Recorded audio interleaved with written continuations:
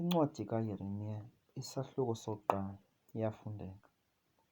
Amazwi kaYeremiya unyana kaHilekiya wakubabingeleli base-Anathothi elizweni lakwaBhenjamini, ekwafika kuye ilizwi likaYehova ngemihla kaYosiya unyana ka-Amoni, ukumkani wakwaYuda, ngonyaka we-13 wobukumkani bakhe, nangemihla kaYehoyakimu unyana kaYosiya, ukumkani wakwaYuda, kwada kwaba sekupheleni kweminyaka eli-14 kaZedekhiya unyana kaYosiya, ukumkani wakwaYuda, kwada kwaba sekufuduselweni kwaseYerusalem ngenyanga yesi-5.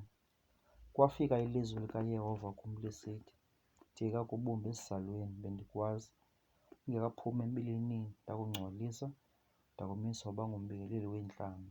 Ndathi, makwawu Nkosi Yehova, uyabona, andikwazi ukuthetha ngokuba ndingumntwana. Wathi uYehova kum, musa ukuthi ndingumntwana, ke uyakuya kubo bonke endikuthuma kubo, konke endikubuyisileyo umthetho ngako uze ukuthethe, uze ungaboyiki ngokuba ndinawe ukuba ndikuhlangule, utsho uYehova. Wasolula uYehova isandla sakhe, wachukumisa umlomo wam, wathi ke uYehova kum, uyabona, ndibeka amazwi emlonyeni wakho. Khangela, ndikwenza namhla umveleli weentlanga nezikumkani, ukuba unyothule, udilize, utshabalalise, ugungxule, ukuba wakhe utyale. Kwafika ilizwi likaYehova kum lisithi, yintoni na le uyibonayo, Yeremiya? Ndathi, ndibona intonga yomthi womamangeli.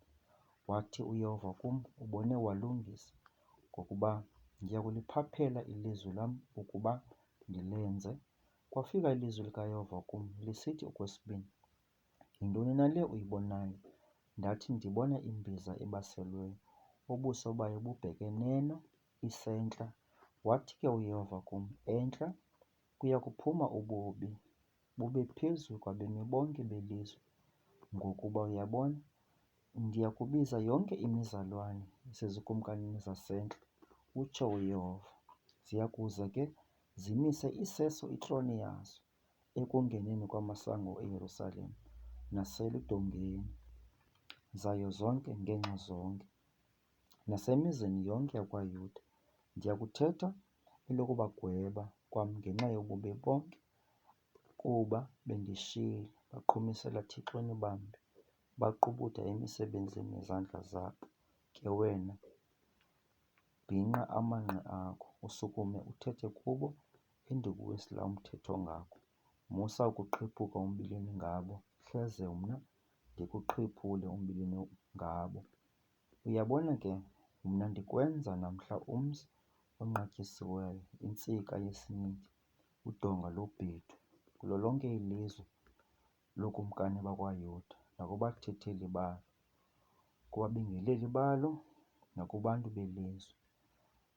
Bayakulwa nawe bangabi nakweyisa, ngokuba ndinawe ukuba ndikuhlangule, utsho uYehova.